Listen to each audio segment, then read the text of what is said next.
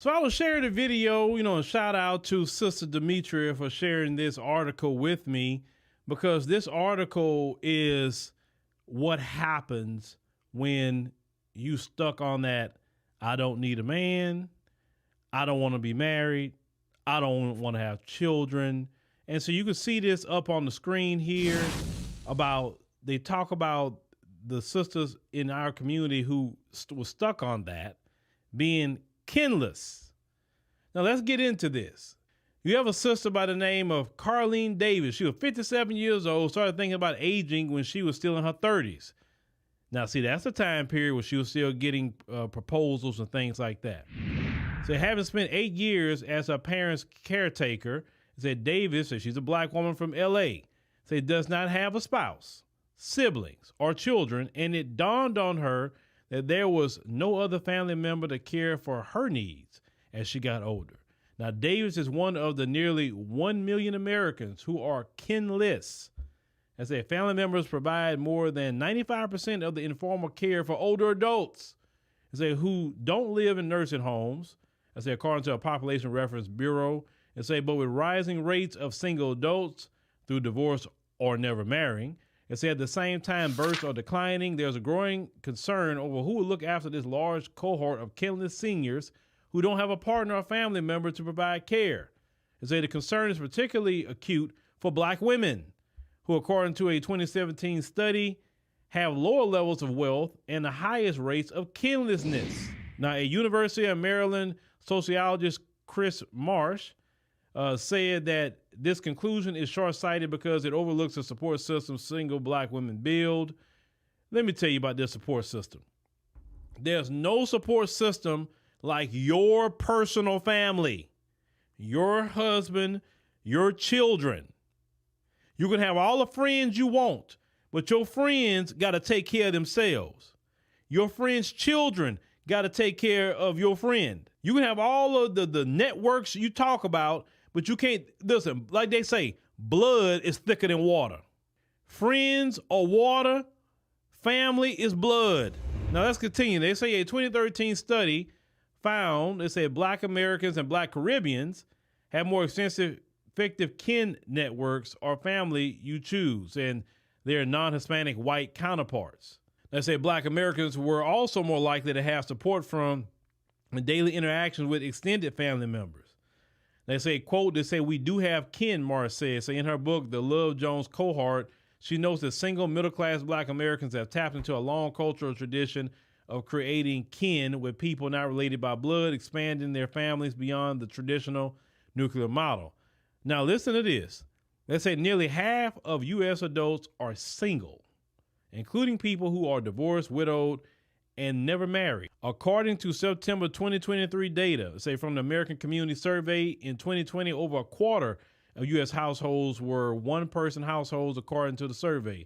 In addition, most U.S. women are single, with a significant labor force participation that has been particularly beneficial to the post-pandemic economy. Let's read that again. Most United States women are single. Now you understand why the anger, vitriol that you saw against the passport bros. Now you see.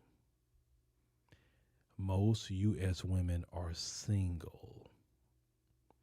When you men are getting your passports and leaving out of here, they understand that you are the viable men. They understand this. So you're leaving and going to other countries and getting involved with the single women there, leaving the single women in the United States behind. This is why they were calling the Filipinas names. This is why they was calling the Thai women different names. This is why.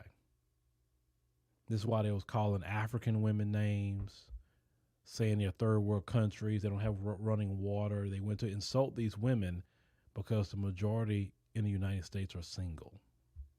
That's where the venom comes from. Now let's continue. They say, despite these significant shifts, policies that provide social and legal benefits tend to rely on Western nuclear family models. They're saying, they quote, "The women in my interviews were cognizant of the fact that they did not have a marital partner, particularly for additional Social Security benefits or caretaking, which led them to build intentional communities of fond family."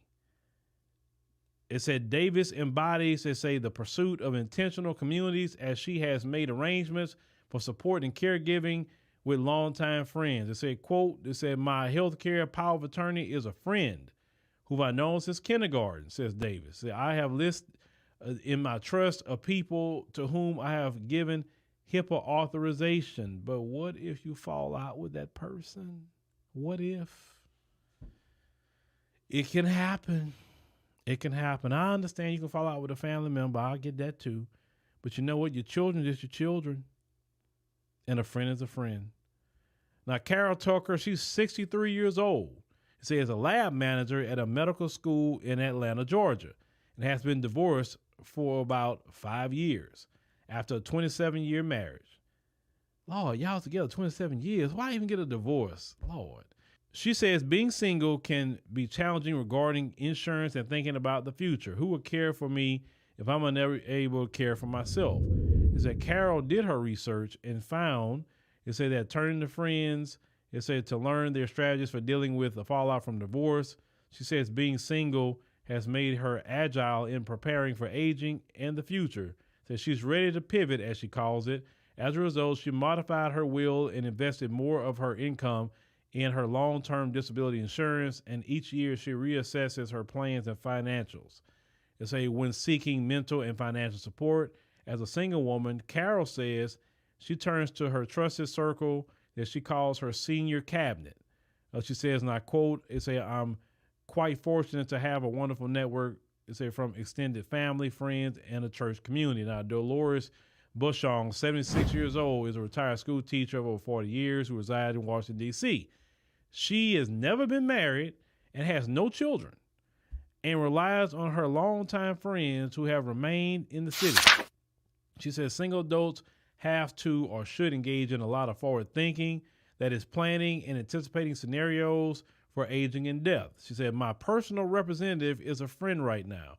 She said one of the things he does is, she said, "Let's pretend you've died, knock on the door, I'll come in.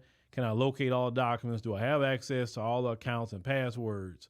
She said Dolores' core community consists of really long-term friends and acquaintances from being involved in different civic things, including working to improve street lighting and protect forest areas within the city, as well as volunteering in her yoga and water aquatics classes.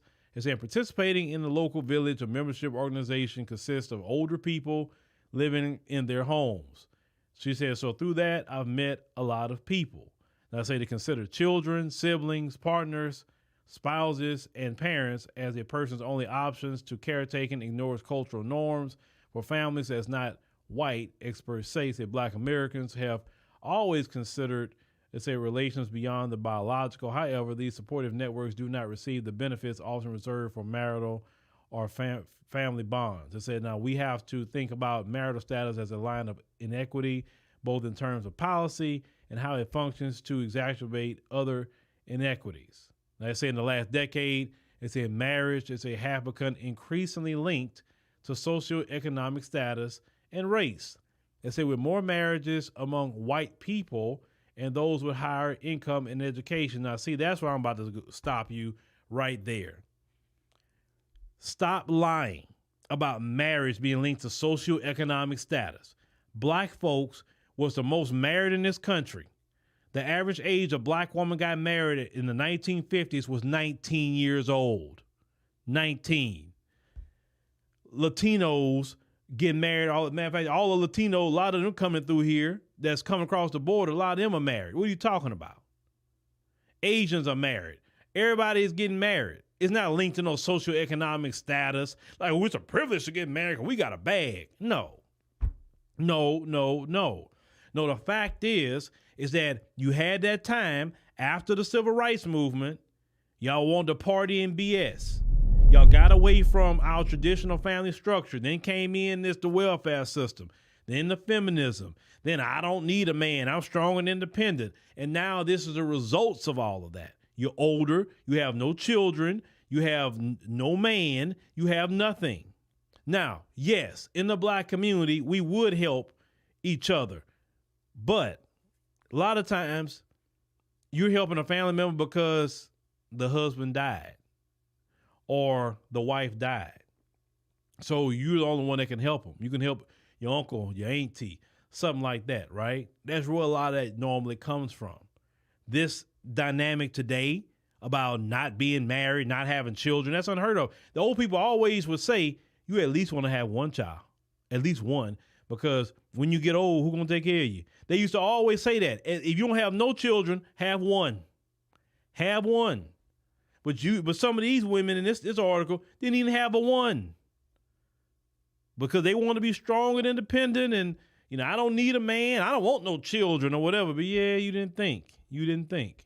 So they say additionally, couples, they say receive more economic benefits after marriage. They say marriage is a result of, they say inequality and then perpetuates that inequality going forward. What are you talking? These people are stupid. These people that talk about these college degrees, that's why sometimes people with these college degrees are ignorant. It is not a result of inequality. Black folk been getting married from the dawn of time. From the dawn of time. Even in slavery, black folks getting married. We in the continent of Africa, we was getting married. People been getting married, not just black folk, everybody. Now, they say married people have 2 shots at health insurance and Social Security benefits. Having a spouse provides a second chance at any set of setbacks of benefits. A disadvantage single people have, they say right off the back that you have this systemic choice to reward marriage because we allow 2 people instead of 1 to take advantage of this employer sponsored benefit. He points out that Social Security policy was implemented in 1935 when most U.S. adults were married, and that's true, and most white women did not work. They say that policy gave spouses access to their partner's Social Security benefits. That single people aren't getting the same bang for their buck out of Social Security contributions that a married person would. He said when married people are showered with a whole array of benefits and protections just because they are married, when single people are denied those benefits, he said that is fundamentally unjust. No, it's not. Because if you sit up there and you award single people with those benefits like marriage, then you're literally going to destroy the nation. Family creation is what continues a nation. The nuclear family, the traditional family, is what continues any nation. If you destroy the institution of marriage, you destroy family, you won't have a nation. You won't. You're going to have a great decline in births. You're not going to have any kind of social order because the traditional family also brings social order. You understand? And the majority of men that I know actually want to be married and they want a family. And they understand they have to get their passport and get their behind on out of here and go to areas where women believe in traditional family and traditional marriage. And I say the number of single U.S. adults is growing. Say those who marry due to later ages, divorce remains high, and remarriage rates are decreasing. And so that means people spend more time unmarried than married. So scholars say it's the time policy recognizes the intentional communities and supportive networks single people create. All in all, the strong, independent mindset, I don't need a man mindset, I don't even want to have no children because I don't even like children mindset, that's what it gets you. Who's going to take care of you when you're older? See, a lot of men not thinking like that because men want to be married. Men want somebody. You don't have no men running around here talking like that. I don't want to have no children. Forget children. No, a lot of men say, yeah, I like to have I definitely like to have a little boy, a little girl, at least a pair, at least that. A lot of men say that. And let me tell you something. There's a lot of women that'll give it to you too. They would love to give you a boy and a girl, especially if you marry them. Or they give it to you all day long. They give you a football team. Look, I tell men, get you a good woman and make all the babies you can, man. Have about 8 to 10 of them. Shoot, why not? Right? At least if you live overseas, you get your wife overseas, you can have about 8, 10 children. You can take care of them on one job. At least overseas, over here, you got to make a bag to do that sort of thing on your own. But in some of you do make a money like that, and that's fine. But what stood out to me is that the majority of the women in this country are single. So what lets me know is this, men, going into 2024, is that you are in a great position. You are in a great position. You have a passport. You have literally all the options in the world. What it's saying is that the Western women going to have to compete. That's all it is. And if they're not willing to compete, then they're going to be